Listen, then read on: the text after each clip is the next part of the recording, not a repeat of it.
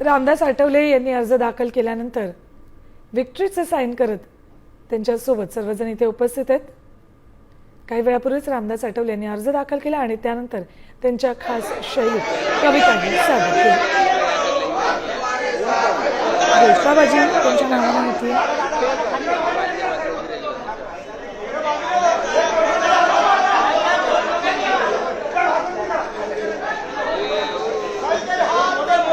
भाजपने राज्यसभेसाठी त्यांना उमेदवारी दिली। त्यांनी अर्ज दाखल केला आणि त्यानंतर इथे विधानभवनाच्या पायऱ्यांवर जयघोष केला जातो। विक्ट्रीचे साईन रामदास आठवले दाखवतात।